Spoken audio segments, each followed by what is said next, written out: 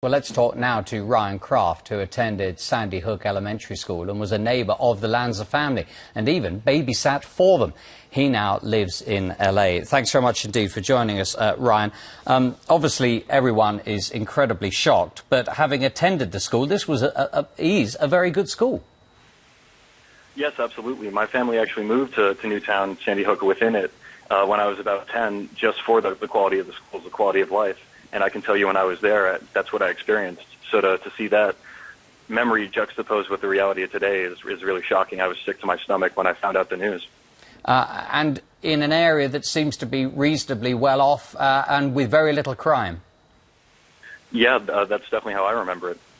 Now, obviously, you were a neighbour to the Lanza family. The police have not yet formally identified the shooter. But can you tell us just in general, what were the family like?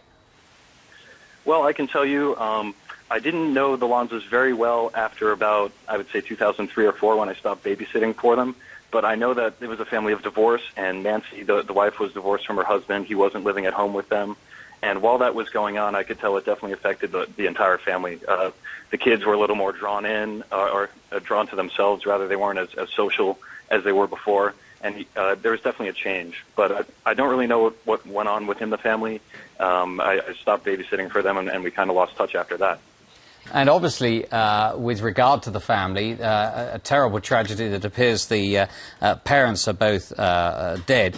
Were they any particular interesting guns? Did they have guns when you knew them?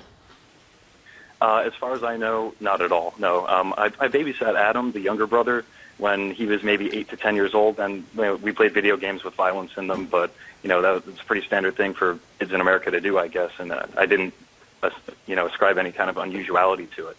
And I don't know of any actual physical handguns being in that household ever.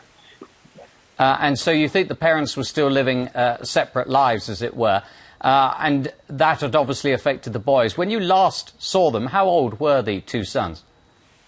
Well, I went to high school with Adam. He graduated a year after me, and I saw him around town all the time. And Adam was a few years younger, so I would see him around, but we didn't really have any direct social interaction. I'd say hi when we walked to the bus stop or at high school or something, but that was just about it. And apart from the two, Adam and Ryan, are there any other brothers or sisters that you knew? Not that I'm aware of. I think it was just the two of them. And when you heard the news, as you said, you're obviously feeling sick to your stomach. Locally, the response has been people trying to pull together, and that's very much part of what you're trying to suggest as well. Yeah, that's right. When I found out the news this morning when I woke up, because I'm about 3 hours behind here, my first thought was, wow, this is terrible. And my second thought was, well, everyone else who's on Facebook and talking to me by text message and stuff is saying the same thing. Why don't we do something about it? So I've established a relief fund that is directed to the Parent Teachers Association at the elementary school through a website I set up. And so far we've raised about, I think, $6,000 in 4 hours here just through friends and family. And, really what I'm trying to do is give people who are local resources to help rebuild the lives of so many children, the ones who survived, so that they can bring back a sense of normalcy to their lives somehow, some way. And it's the age of the victims in this case, isn't it, that is so shocking and even appeared to really distress the president during his speech?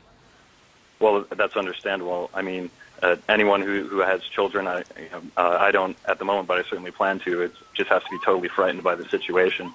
And, I don't really know how you can get past it. I just, I'm hoping and praying for those who are involved that they can.